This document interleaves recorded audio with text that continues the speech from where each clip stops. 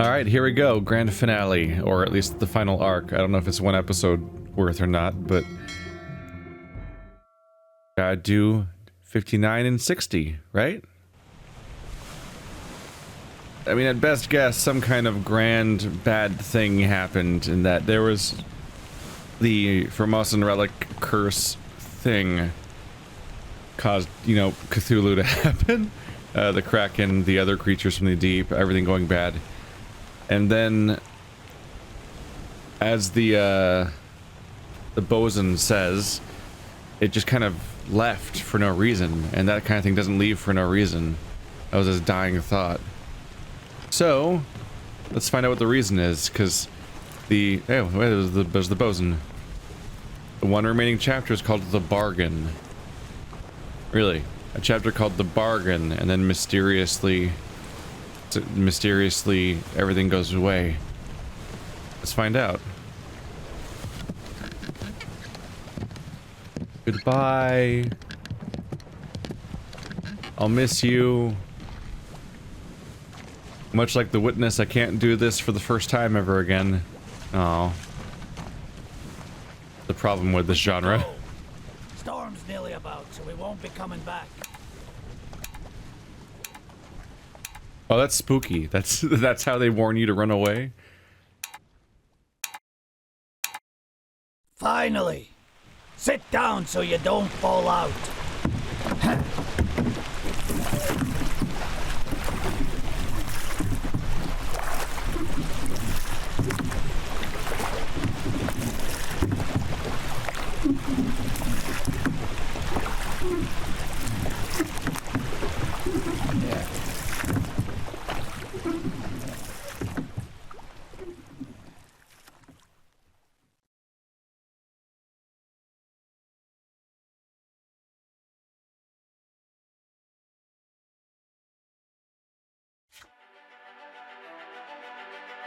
The Honorable East India Company insurance assessment for the good ship Obra Dinn. Victim of calamitous events at sea. Prepared by the Company Office of Investigation. Damaged in squall, Atlantic, sunken storm, Falmouth, payout claimed 20 grand. Cargo Company, all cargo lost, payout claimed 5 grand. Cargo, Crown, all cargo lost. Payout claimed for restitution. 3 grand. Captain Robert WITTEREL. Fate, suicide. Gun. Criminal findings. Murder of crewmate times 4. Estimate forfeited. Estate forfeited to the Crown. William Huskett, first mate. Shot by WITTEREL. Criminal findings, attempted mutiny. Estate fined. $25. That's interesting. Fine. You tried to mutiny. Give us 25 bucks. It would, you know, inflation, all that's probably a lot more, but still, it seems like it wouldn't be that much of a deal. Edward Nichols, second mate, shot, gun, C-tan. Criminal findings: murder of crewmate, 2. Attempted mutiny, theft of cargo, estate fined, 100. Yeah, that guy was a prick. The mutiny was pretty bad, but that guy was even worse because he kidnapped a bunch of people and murdered a bunch of people and stole cargo. They don't really mention the stealing of the people, just the cargo. Martin Perot, third mate. Fate unknown. Findings of merit: extraordinary valor, exceptional performance of duties. Estate awarded outstanding wages and reward 90. They gave 90 to Martin Perot, third mate. Because he was the one... right, we don't know what happened to him, actually. Yeah. He just was being a good dude the whole time. John Davies, clubbed by H. Brennan. Criminal findings: murder of crewmate, 1. Estate fined, 15. Aw, that's a bummer. He was on the right side of things all along, too, and doing good, and he, still gets fined because of a self-defense kill that happened when he killed a murderer. Like, that guy who stabbed his steward.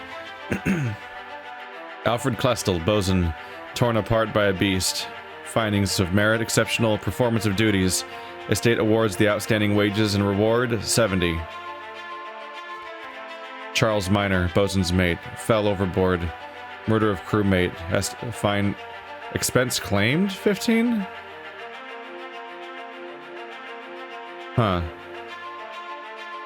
Oh, because he doesn't have a known estate, so they had to figure out what to do with the money, I guess, or huh.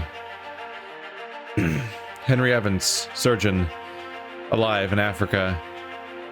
Findings of demerit. Abandonment of crew and vessel. Estate awarded outstanding wages of 50. They still paid him 50. I wonder if they paid him less because he abandoned. James Wallace, decapitated. Extraordinary valor. Right, yeah, he got killed downstairs, so they got 50. Winston Smith, carpenter, speared by a beast, extraordinary valor, 60. Marcus Gibbs, spiked, 30. But it's, oh. Donated to pension fund, because his estate was unknown. Oh, right, they're figuring out what to do to, when they say outstanding wages, it's how much each of them was supposed to be paid. It's like the carpenter made double the carpenter's mate, and so on. Cook, struck by tail, 40. Camilla Farrell, butcher. Exceptional performance of duties, 40. Christian Wolf, shot by the cannon. Exceptional performance of duties, 70. Ola Sweater, gunner's mate, shot by J. Davies. Murder of crewmate. Attempted mutiny. Estate fined 50. Duncan McKay, purser, fell overboard. That felt like a guess that wasn't gonna stick when I first did it, but I was right. I never had to revisit the purser because I saw him in that window that one time, and it worked out. Awarded 50. Finley Dalton fell overboard, 30. Edward Spratt crushed, 50. The artist gets paid more than the helmsman? Doesn't the helmsman drive the whole thing? Kind of. Abigail Huskett Whitford, passenger, crushed. Nunzio Pasca, knifed by E. Nichols. Emily Jackson, passenger, alive in Africa. Murder of crewmate 1, so they were fined 35 for murder and abandonment. She was the one that shot the guy in self-defense. They don't believe in self-defense in this, apparently, when they do the stuff. Jane Bird, alive in Africa, but still gets fined 10 for leaving the ship. There was like no ship left. Bun Lan Lim, Claude. It Bangsia, poisoned. Expensive 25 for murder. Xiao Tan, spiked. Murder of crewmate, 25. Hok Sen Lao, shot by H. Brennan. Zungi Sati, ship's steward. Estate awarded outstanding wages of 35. He was shot by C Minor. His name's C Minor, the Frenchman. Does that count as murder? He shot a wall and he happened to be behind the wall, I wonder. Philip Dahl, unknown, Captain Steward. Murder of crewmate, failure to perform duties. Estate fined for 35. Paul Moss, first mate steward, killed by sword of El Volkov. Exceptional performance of duties, awarded outstanding wages of 45. Samuel Gilligan, second mate, knifed by Isaiah. Attempted mutiny, theft of cargo, state fined 50. Roderick Anderson, third mate steward, crushed by cannon, state awarded 10. Davery James, fourth mate steward, alive in Africa, abandonment, no claim made. Peter Milroy, midshipman, exploded, extraordinary valor, awarded 40. Thomas Lank, knifed by a waiter, 30. Charles Hershick, burned, extraordinary valor, exceptional performance of duties, 50. Now the topman, Omid Gul, fell overboard, exceptional performance of duties, 35. Timothy Butement, shot by E. Nichols, extraordinary valor, 35. Huang Li, electrocuted, exceptional performance of duties, 35. Zhi Zhang, Decapitated by a beast, extraordinary valor, 35. Li Hong, speared by a beast, attempted mutiny, theft of cargo, $50 fine. Wei Li, fell overboard, exceptional valor, exceptional performance of duties, 45. Nichols Botril, speared by a beast, 25.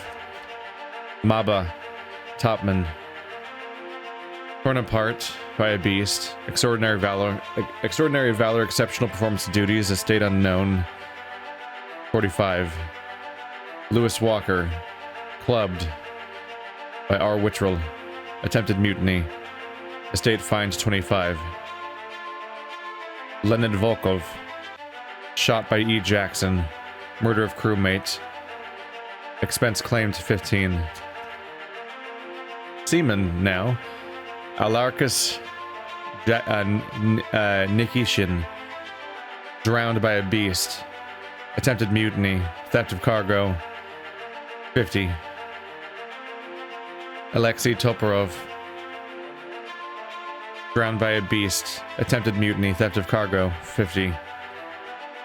Nathan Peters, fell overboard, murder of crewmate, abandonment of crew and vessel, fine of 25.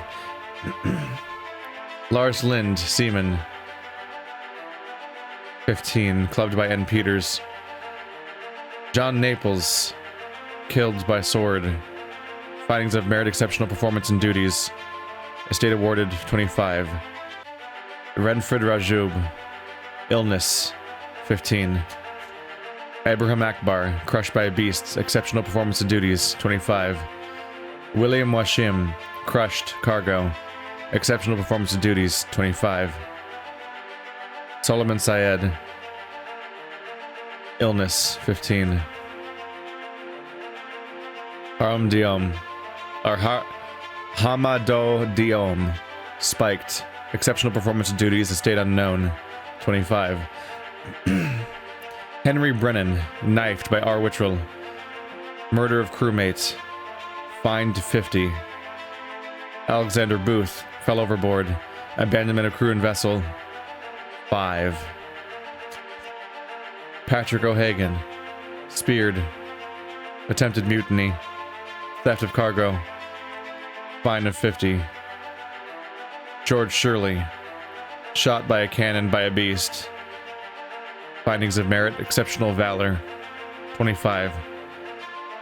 Samuel Peters, crushed by cargo, 15. A preliminary draft of this assessment has been approved by the Royal Trade Guarantor. Total claimed 29,285. On behalf of the Honorable East India Company, I certify all statements are as accurate and declare this matter closed in its entirety. Am I supposed to sign it? Oh, there it goes. I'm like, don't make me sign with a mouse. It never goes well. The pocket watch remains in your possession.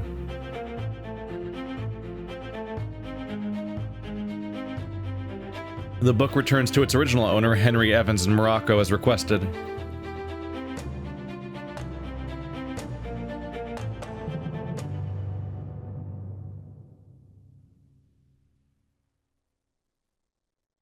How's the story gonna end?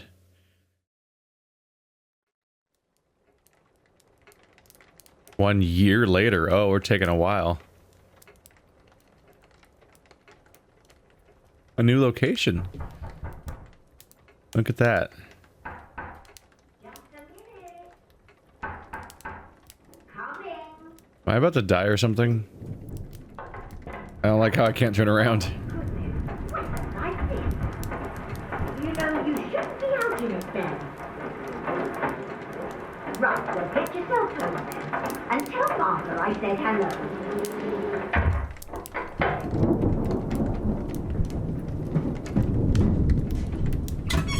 Can you believe it? A package at this hour? Oh, the thing smells just dreadful.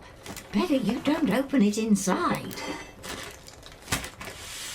I'll be turning in now. Tea's in the kitchen if you need more. Tell me you did not mail me human remains that the watch will work on. That's really concerning and definitely what happened. What's gonna happen? Is he going to have, like, told that... I'm thinking of, like, Lovecraftian stories where a lot of people, like, lose their minds and stuff like that. Like, what if his final confession is to say exactly what happened during that one hidden chapter, and then kill himself and have somebody mail part of his remains to you so that you can witness him confessing what happened? He might even be in the presence of other remains you can then jump to with your watch.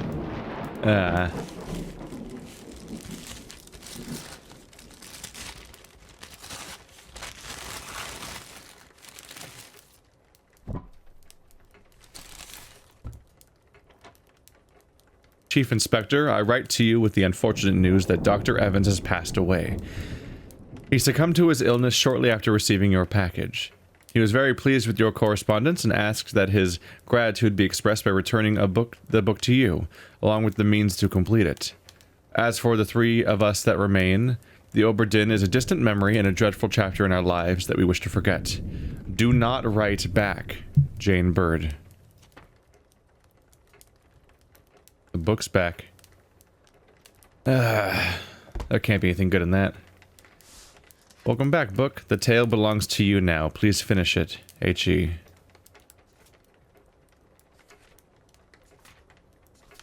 Oh boy. Let's just turn on over to the bargain. And the page is gone. As expected. Oh boy.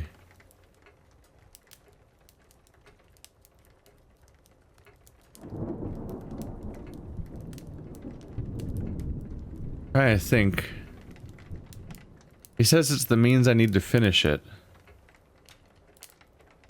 What if it's a body? So I'm thinking the guy we don't know the fate of. I think it's the... Let's see here. Trying to predict what's going to happen, even though I could just check right now.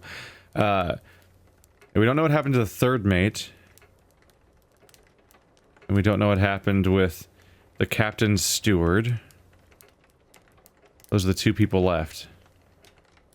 But we do know that ultimately, let's see, the captain's steward had a fit of, like, seemingly insanity where he attacked somebody and it was removed. And the third mate disappears. I'm guessing there might have been some kind of sacrifice that is done in order to stop the curse. And this might be a body part of the sacrifice, so we end up witnessing the ritual.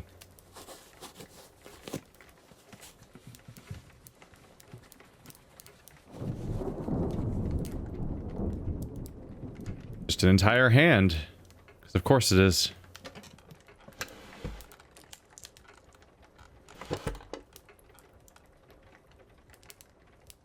Once more.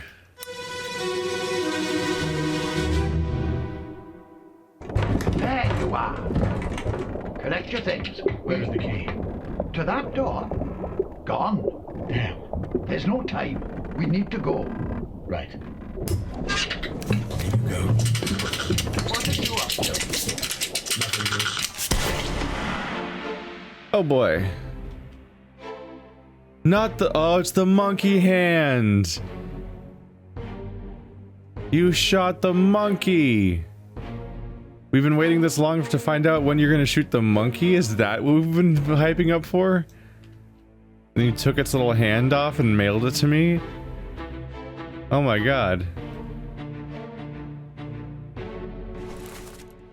There's the third mate, so he's already dead. He was spiked, I guess. Oh, who's that? That's the guy who was running off. Yep, and there's the thing. You shot the monkey! Not even the monkey. I guess, I mean, yeah, the monkey just stopped showing up at some point.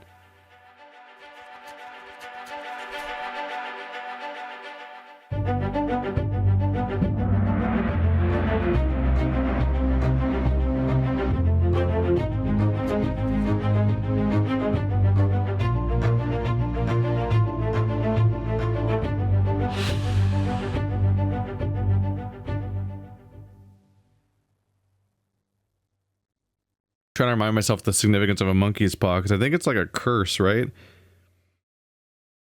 I think it's supposed to have like a positive boon of some sort, but while also being a negative. So I'm curious about that. Monkey's Paw was a short story by W. Jacobs.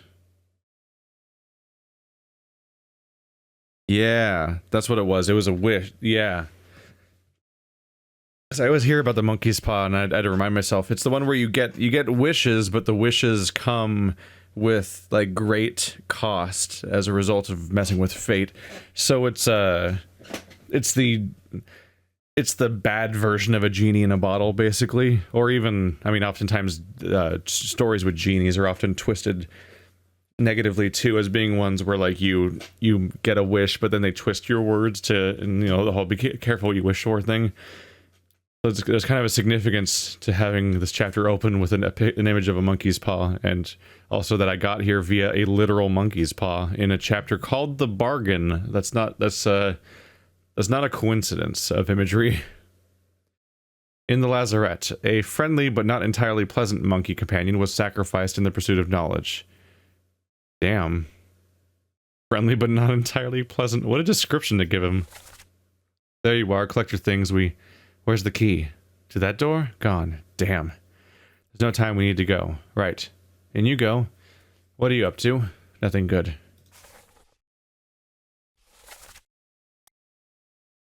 That was First Mate Steward Paul Moss and Surgeon Henry Evans. Huh.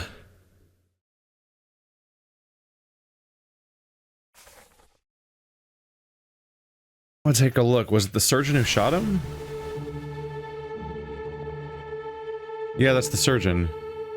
The surgeon who knows about the watch. He presumably knows about this pocket watch already, and intentionally did this to then be able to... how'd you get the paw exactly? Oh, good thing it didn't fall in the ocean, I guess. But yeah, he probably knew about this watch already and probably already had it, so he's gone out of his way to set something up, probably intentionally killing that monkey to give me access to a memory in this room specifically. What's up with that guy's hand? What'd you do? Yeah, I haven't seen your death yet. These are the two people I don't know the deaths of yet. And they're both in this room. And look at that. His hand's all fucked up. So like he tried to... Did you try to reach in? Let's find out who's next. It's you.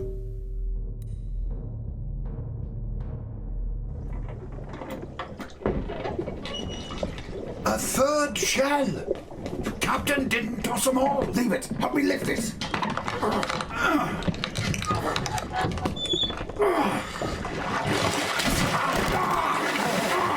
Stop! Why? Well, set you free! Give it the shell! Here? Do it! Hoist it out. To the main deck. Throw it over. Lock the door when you leave. Get the tail, boy.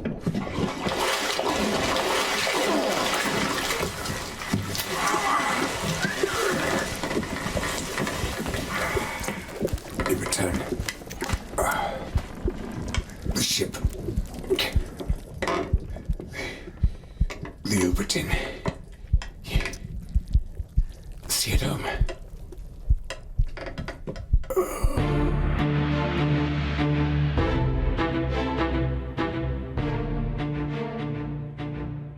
Oh shit. Was that so that was the bargain? And you escaped too.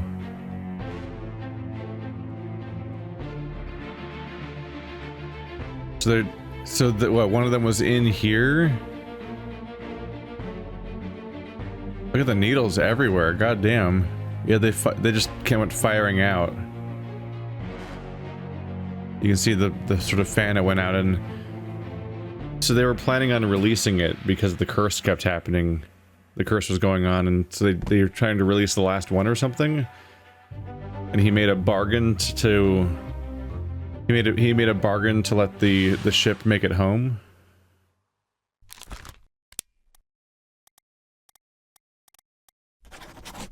Pretty straightforward memory after all that. Yeah, third shell. Captain didn't toss them all. Leave it. Help me lift this. Stop. Wait. We're to set you free. Give it the shell. Eh? Do it. Hoist it out to the main deck. Throw it over. Lock the door when you leave. Get the tail, boy. And return the ship, the Obra Dinn. See it home. So they gave it the shell and threw it back into the ocean to bargain for the safety of the Obra Dinn. Even though, you know, after that nobody was alive. Everybody either escaped a bunch of people escaped on the boat, and a bunch of people that all survived all tried to kill the captain, and the captain killed all of them and then killed himself. So, boy, no real winners hurt here. Not you? You. Oh. One of them was still dead in there. I'll kill every last one of you monsters! Withdraw the Kraken, or I will kill you all!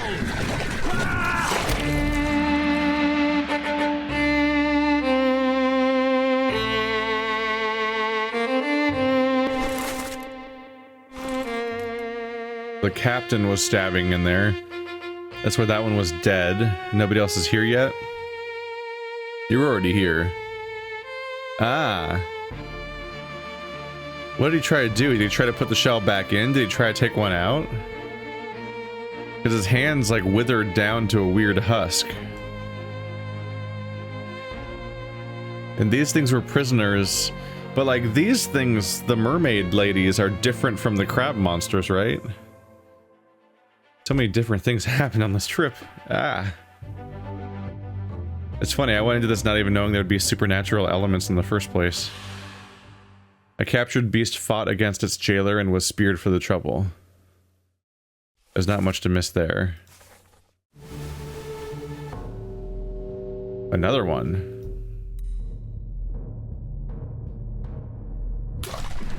Call it off, damn you!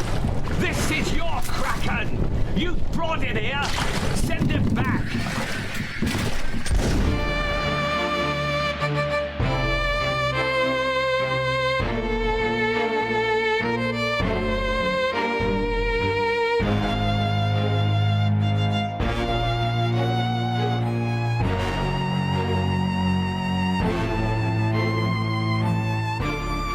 Really feels like he was playing with fate, right? He could have been so easily speared. There's enough room, or spiked, I mean. But he was desperate to figure out how to get rid of the Kraken because it was destroying the entire ship right now.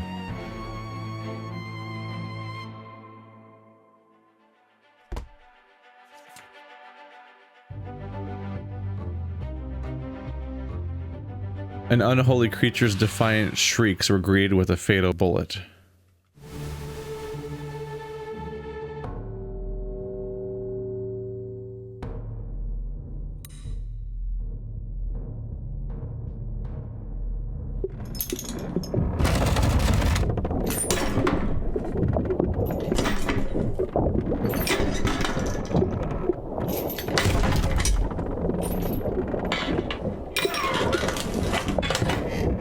What's this? Quicksilver.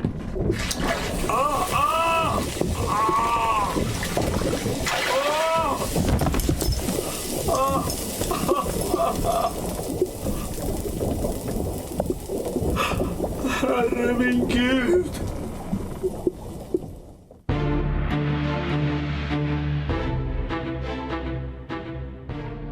That's eerie.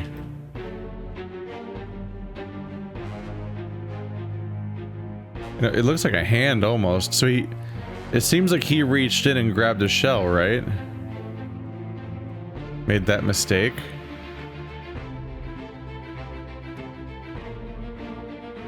Seems to just made a really dumb mistake on his own part, basically. Nah. You think this would be locked up better or something? I mean, I guess they ran out of keys, right? Because they said there was no more keys to this door at that point. So is it still on the boat? Behind that door? Out of line of sight? Poisoned worked last time, so I guess we'll do that again. Consistency.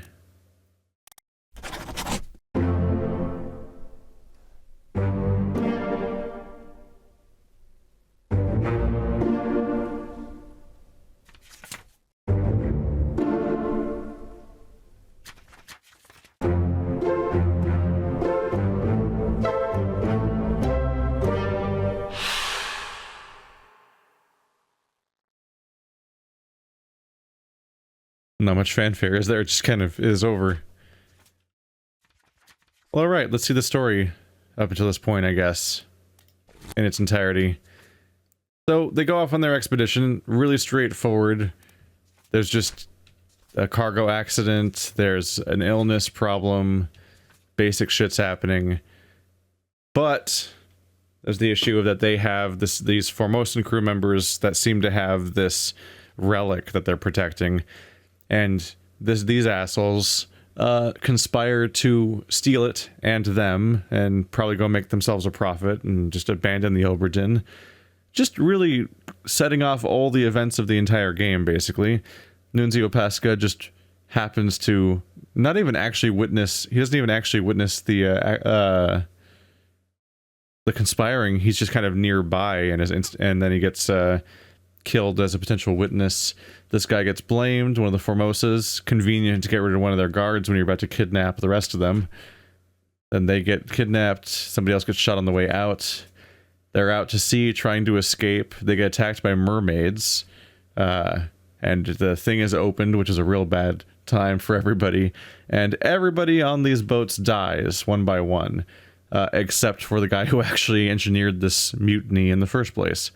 But also the Formosans are gone already this early in the story. And they're the ones that actually know what the fuck's going on, so that's not good news either. They're all dead, they come back, and the final Formosan guard that's on the ship shoots Edward Nichols because, you know, justice for all that happened up to this point. At this point, they haul people up onto the board. Well, this all happened over the course of like a day, didn't it? Now that I'm seeing it, I'm realizing that like starting in like chapter 4, like chapters like 4 through 10 or whatever, all over, it seemed to all happen over the course of like 24 hours. They're hauling the, let's see, that the guy that did the mutiny is dead. They're hauling the bodies onto the ship, and they're hauling the treasure back onto the ship, and turns out the bodies aren't dead. So they just start killing everyone, including the last Formosa. Same one who shot the other guy, but also now he was the only one that could kind of explain something, and now he's dead, and great. And then it's a big old shit show. Just people being killed by this creature. This guy gets struck by lightning. Sure, just add that to the pile. People are exploding and getting stabbed, and it's just fucking chaos. Then a Kraken shows up, just because it wasn't bad enough already. With the amazing moment of that guy getting squeezed, the literal shit squeezed out of him as the opening volley. And so the Kraken's going so bad, so the captain starts murdering... this happens too, this guy just goes in and just often dies all of a sudden. GG. I wonder if he was sprinting in that direction in the previous scene, because there's a scene where I saw him go running off in a direction. I wonder if that was him running off to the treasure. And then just dying. Good job. The captain's freaking out. He's killing the mermaids one by one because he's trying to get the Kraken to go away, and it's not working. But then it's actually the third mate who makes the actual bargain with the beast and gives them the shell and so on, and that's what actually saves the ship. And that was pointless. I will get to that in a moment. This guy was killed by the beast. He's the last victim. There's a fight over who gets to leave on the boat, and people fighting over... I think in one of these cases, no, this isn't the one where the guy fights over the... I was thinking it was when they fight over the cargo, where somebody died during the cargo accident and somebody gets blamed for that needlessly. No, this is just them getting attacked while trying to leave. This is the handful of people that actually survive because they all escape. There's a handful of people that all escape on that boat and go off to Africa, Morocco, and get to not die horribly. Meanwhile, the rest of the remaining crew members all attack the captain one by one, or kind of in a group, and they all fail and all get murdered by the captain in an attempted mutiny. And the captain finally just gives up and kills himself. But what a happy story where everything went so great.